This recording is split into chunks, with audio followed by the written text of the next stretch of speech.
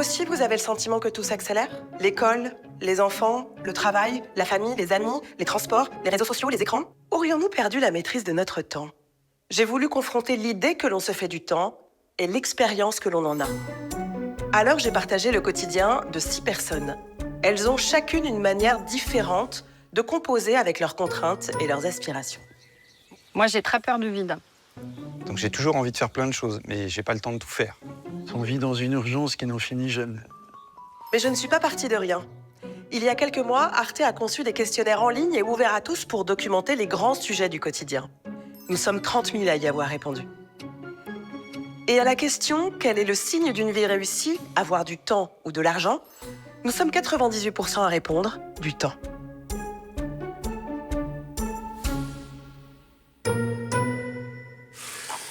En écoutant chacun, je me suis demandé, le temps est-il devenu le nouvel enjeu de la lutte des classes? Aïla, t'es où? Tu peux regarder l'heure, s'il te plaît? J'ai suivi Sarah Lebailly, mère célibataire en banlieue parisienne, pendant sa journée. Aïla, tu viens te coiffer, s'il te plaît? Aïla, viens. Non, j'attends pas, en fait. Lève-toi, j'ai pas ton temps. Dépêche-toi, je rigole pas, là. Dépêche-toi est l'une des phrases les plus entendues par les enfants. Mais quand les nécessités quotidiennes s'imposent, est-il encore possible de maîtriser une part de son temps?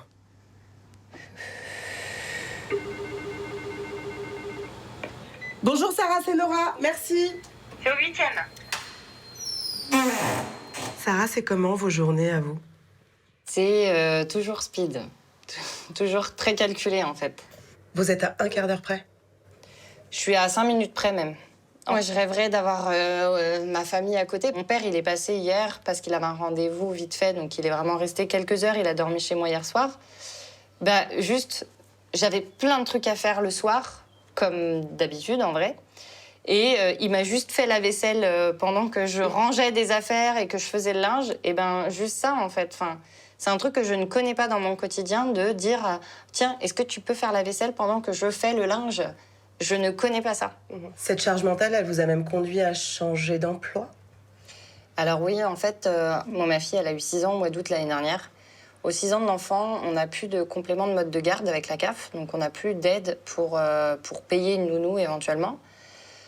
Ça, plus le fait que je touchais 1005 net, donc ça servait à rien de travailler en fait. Je mettais presque un tiers de mon salaire dans le mode de garde pour pas voir ma fille et puis pour être en stress. Du coup, j'ai effectué une mobilité interne au sein de l'association pour laquelle je travaille, ce qui a permis de rééquilibrer en fait le rapport vie professionnelle, vie personnelle, en atterrissant du coup au siège qui est à Montreuil. Et ça me permettait d'aller emmener ma fille à l'école le matin, d'aller la chercher le soir à l'école et de kiffer notre vie aussi, d'avoir un moment où on se voit avant de se coucher, où on est moins dans le stress de... Enfin, quand je dis qu'il y a un moment, en fait, il est tout petit ce moment-là, mais ne serait-ce que de partager, de faire le repas ensemble, c'est déjà pas mal, en fait. Courir comme le fait Sarah, est-ce que cela permet de rattraper le temps qui manque? Tu serais curieux? Ce lapin est en retard, pourquoi faire? Hé, monsieur! En retard, j'ai rendez-vous quelque part. Je n'ai pas le temps de... Au revoir, je suis en retard. D'après notre questionnaire, nous sommes 65% à avoir moins de 3 heures de temps libre par jour. Alors, comment composer avec la contrainte? Jonas Geisler est essayiste et amateur de yoga. Il m'a reçu chez lui à Munich. Tu prends le café aussi, hein? Oui, d'accord. S'il te plaît. Alors. Jonas, pourquoi cette routine du matin? Mir ist es ganz wichtig, morgens eine Routine zu haben. Wir sind keine Schalter, nicht on-off, sondern wir brauchen einen Übergang. Vielen Dank. Bitte schön, cheers. Cheers. Für mich ist es auch ein Kaffee. Das ist jetzt nichts Besonderes. Aber die 2 Minuten oder 3 Minuten, die ich an der Maschine stehe, warte, bis sie aufheizt, meinen Geist leere, mir einen leckeren Kaffee mache, mich hinsetze, den genieße und bewusst genieße. Das ist ja auch In meinem Alter, berufstätig, bin ich in der Rush-Hour des Lebens, nennt man das so. Also ganz viel Interaktionseinheiten pro Zeit. Und so ein Moment des Innehaltens, wo man irgendwie einmal den Geist klärt und in die Präsenz kommt. Jonas, on se doute bien que tout le monde n'est pas en capacité d'avoir ce type de routine le matin. Est-ce que vous estimez que votre rapport au temps, vous êtes maître peut-être de votre temps et que ça, c'est un privilège? Wenn du 3 Jobs brauchst, um deine Familie zu ernähren und der erste geht um 5 Uhr morgens los, dann kannst du nicht sagen, ja, jetzt mach deine Morgenroutine, sondern primär ist die Gesellschaft bei sowas gefragt. Und so, sondern es gibt ganz viele Bereiche in der Gesellschaft, da brauchen wir Strukturen und Rahmenbedingungen, um Menschen eigentlich mehr Zeitwohlstand. Es gibt eine politische Ebene und die ist wichtig zu sehen. Und es gibt aber auch immer Spielräume, die man gestalten kann. Est-ce qu'il vaut mieux, comme vous, ne pas porter de montre? Die Uhrzeit ist ja nur ein Konstrukt von Zeit. Bevor die Uhr erfunden wurde, denn es gab Sonnenuhren, Wasseruhren und so weiter, aber die waren naturabhängig. Dann haben wir die Uhr erfunden. Wir haben die Natur rausgeschmissen aus der Zeit, haben sie quasi aus den Händen Gottes in die Hände der Menschen gegeben. Du kannst auf einmal bestimmen, wie viel Zeit es ist und kannst Menschen in ihrem Verhalten synchronisieren, ordnen. Du kannst Pünktlichkeit erfinden. Heute auf einmal rennst du gegen die Uhr. Les humains se seraient inventés de toutes pièces un système de contraintes dont nous serions aujourd'hui prisonniers. En toute objectivité, le temps s'écoule toujours de la même manière, pour vous comme pour moi. Alors qu'est-ce qui influe sur notre perception du temps?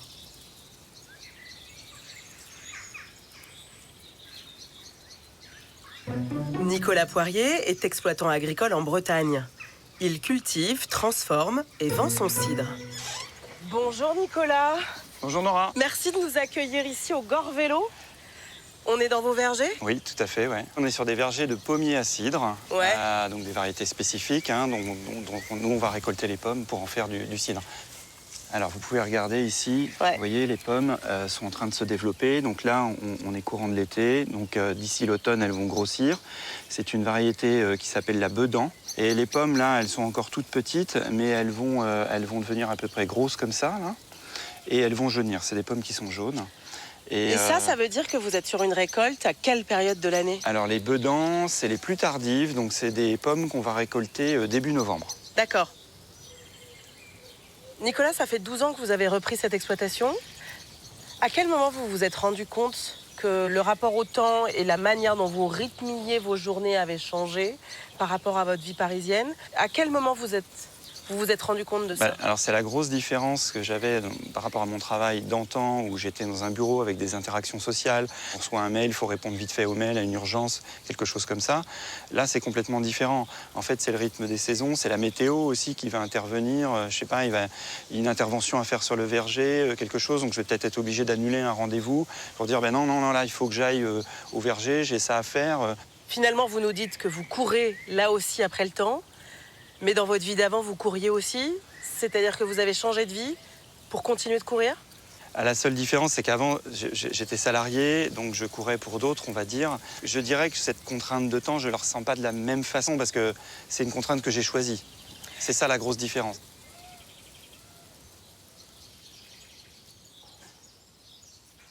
Aïla, tu te fais un petit sac après de voyage.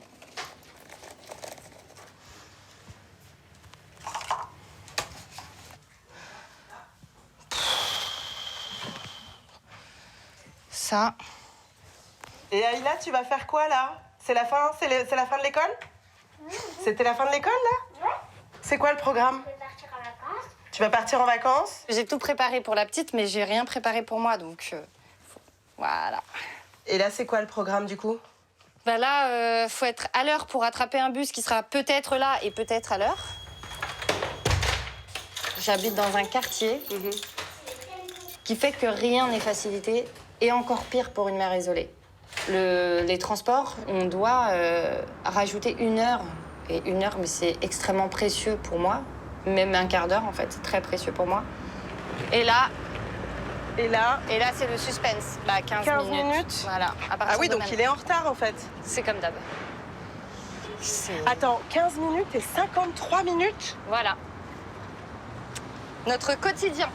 Mais donc là, il est possible avec ce type d'attente là que vous ratiez le train. Ouais. Rien n'est jamais sûr. À 17h12, c'est-à-dire qu'il arrive à 17h30 si j'ai de la chance. Ensuite, on va arriver à...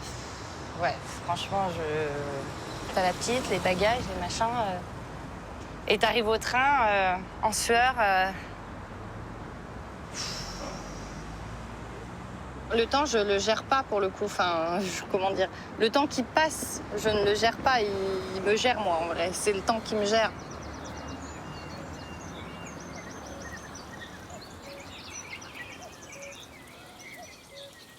Est-ce que vous diriez que le rapport au temps est le même dans une métropole comme Paris qu'aujourd'hui dans la banlieue de Vannes? Déjà, à la campagne, on n'a pas le même rythme. Disons on a le même temps, mais on n'a pas le même rythme. Ouais, mais on n'a pas le même rythme parce qu'on a la chance dans ce métier passion d'avoir des moments où voilà, on va tailler l'hiver dans le verger. C'est un moment où on est loin du bureau, on est loin des réseaux sociaux, on est loin du téléphone qui sonne, on est dans son verger face à ses arbres, on va dialoguer avec eux, savoir comment on va les tailler. Je rentre le soir, je sais pourquoi je suis fatigué, mais sans avoir ce stress de la vie moderne d'aujourd'hui, avec le téléphone qui va sonner, l'agitation qu'on peut ressentir dans une métropole. C'est complètement différent, en fait. Faire fi des sollicitations, faire fi du stress, comment faire? 3, 2, 1. Shut the fuck up, close your eyes. Shut the fuck up, close your eyes, stop scrolling, stay here, relax your shoulders. Da wird ein Konzept ganz wieder aktuell, das nennt sich Resonanz. In Momenten der Resonanz, und dazu ist es eher wichtig, nicht die Zeit in den Griff zu bekommen, sondern sich als in der Zeit, im Fluss der Zeit zu erleben. Das kennt jede Person, die Musik macht zum Beispiel. Wenn man tanzt, wenn man singt, wenn man ein gutes Gespräch hat, beim Sport, ja, wenn man so ein bisschen wie in so einen Flow-Moment kommt. Kinder sind Meister der Resonanz. Die können sich völlig versenken in den Moment. Es geht um die Kunst des Verpassens, des Verzichtens, des Seinlassens. So komme ich zur Resonanz. Und dann kann aber auch Resonanz was ganz Kleines sein. Du sitzt morgens in der U-Bahn, alle sind so in ihrer Welt und auf einmal lässt du den Blick schweifen und du kriegst so ein Lächeln. Ja, bang, das ist ein Moment der Resonanz. Hey, you made my day. Danke. So. Même en 100 ans, je n'aurai pas le temps de tout faire. J'ouvre tout grand mon cœur. J'ai